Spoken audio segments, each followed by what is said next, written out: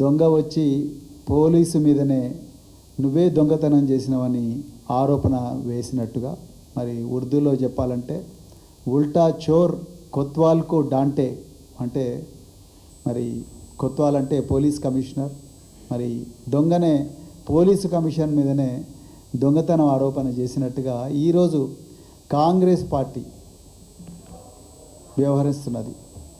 మరి ఈరోజు రేవంత్ రెడ్డి గారి పాలనలో ఆయన హోంమంత్రి, మరి ముఖ్యమంత్రి కూడా ఆయన్నే, ఈ రెండు శాఖలు కూడా తన దగ్గరే పెట్టుకొని రాష్ట్ర ప్రజలందరినీ కూడా ఒక అభద్రత భావంలోకి మరి నెట్టేసిన పరిస్థితి ఈరోజు తెలంగాణలో కనపడుతున్నది.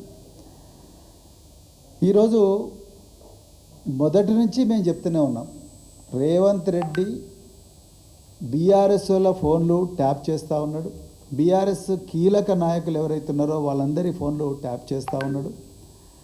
అదేవిధంగా ఈరోజు మొట్టమొదటిసారిగా మేము తెలంగాణ భవన్ నుంచి నాంపల్లి దగ్గరున్న గాంధీ భవన్లో అభద్రతా భావంతో బిక్కుబిక్కుమనుకుంటా బతుకుతున్న కాంగ్రెస్ వాళ్ళ గురించి కూడా ఇవాళ మాట్లాడాల్సి వస్తున్నది తెలంగాణ భవన్లో. మరి ఒక 3 రోజుల క్రితం ఈ సౌత్ ఫస్ట్ అనే ఒక ప్రముఖ దినపత్రికలో ఒక ఆర్టికల్ వచ్చింది. రేవంత్ రెడ్డి గారు తన మినిస్టర్ల ఫోన్లు మొత్తం కూడా ట్యాప్ చేస్తూ ఉన్నాడు. అందులో ఒక 4 మినిస్టర్ల ఫోన్లు మరి ముఖ్యంగా కేంద్రీకరించి ట్యాప్ చేస్తూ ఉన్నారు. ఒక 2 మినిస్టర్లు సరదాగా ఒక గంట సేపు మాట్లాడుకున్న సంభాషణ అంతా కూడా ముఖ్యమంత్రి గారికి చేరింది.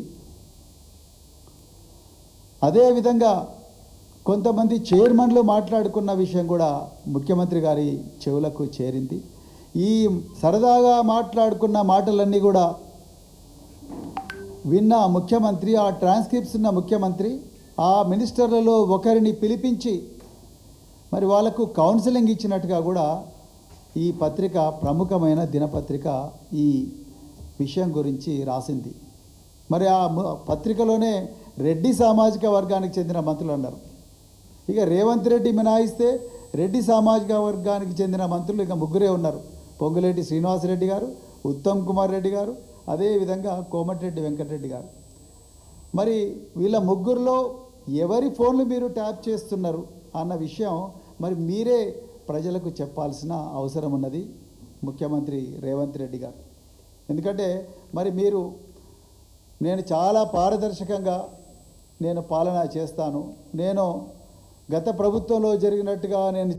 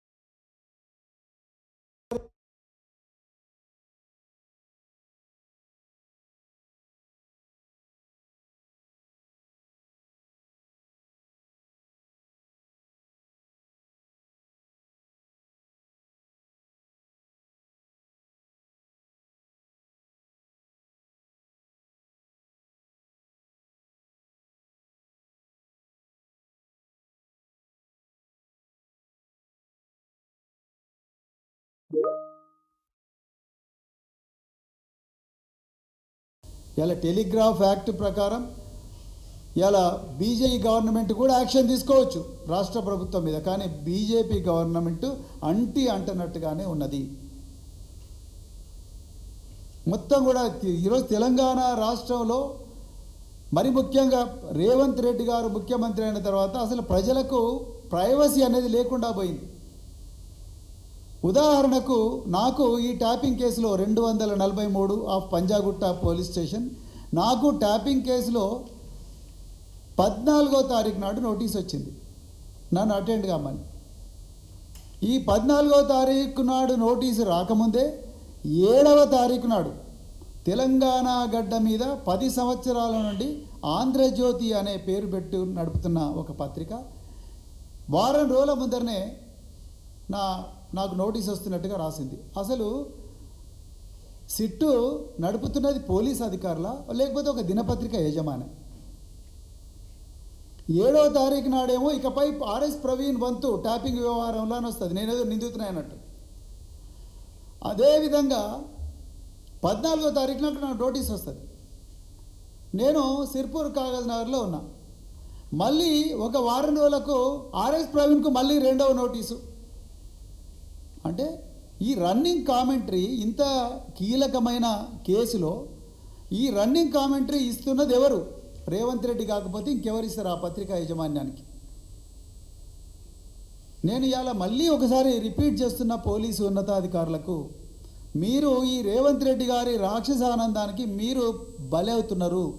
దయచేసి జాగ్రత్తగా పనిచేయండి, చట్ట ప్రకారం మాత్రమే పనిచేయండి. ముఖ్యమంత్రి గారి అక్రమ ఆదేశాలను, దౌర్జన్యపర విధానాలను వీటిని దయచేసి అడ్డుకోండి. ఎవ్వరు కూడా ఎల్లకాలం ఒకటే పార్టీ అధికారంలో ఉండదు. రేపు మళ్ళీ బీఆర్ఎస్ పార్టీ అధికారంలోకి వస్తుంది. బీఆర్ఎస్ పార్టీ అధికారంలోకి వచ్చిన తర్వాత చట్ట వ్యతిరేకంగా పనిచేసి ముఖ్యమంత్రి బెప్పుకోలు కోసం లేకపోతే మంచి పోస్టింగ్ల కోసం ఆయన ఇచ్చిన అక్రమ ఆదేశాలను కూడా పాటిస్తూ ఆర్టికల్ 21 రాజ్యాంగం ఇచ్చిన right to life and personal Liberty అనే హక్కు, అంటే రైట్ టు ప్రైవసీ అనే హక్కును హరించి వేసిన ఏ పోలీస్ అధికారిని కూడా వదిలే సమస్య లేదు. మీరు చట్ట ప్రకారం చేస్తే తప్పకుండా గౌరవిస్తాం, మీకు తప్పకుండా శౌర్య పథకాలు ఇస్తాం, సేవా పథకాలు ఇస్తాం, ఉత్తమ సేవా పథకాలు ఇస్తాం. ఇంకేమైనా గొప్ప పథకాలు ఉంటే అశోక్ చక్ర లాంటివి అవన్నీ కూడా గవర్నమెంట్ ఆఫ్ ఇండియాకు రికమెండ్ చేస్తాం. కానీ దయచేసి ఈ ముఖ్యమంత్రి అక్రమ ఆదేశాలను పాటించడం మానుకోండి. ఈ ఫోన్ ట్యాపింగ్ వ్యవహారం అంత మంచిది కాదు. ఇది దేశ భద్రతకు సంబంధించిన వ్యవహారం. నిజంగా కేంద్రంలో ఉండే బీజేపీ ఇది దేశ భద్రతకు సంబంధించిన వ్యవహారం, దీని గురించి ఇట్లా రన్నింగ్ కామెంటరీ పెట్టకూడదని ముఖ్యమంత్రికి చెప్పాలి, ఇక్కడ ఉన్న డీజీపీకి చెప్పాలి.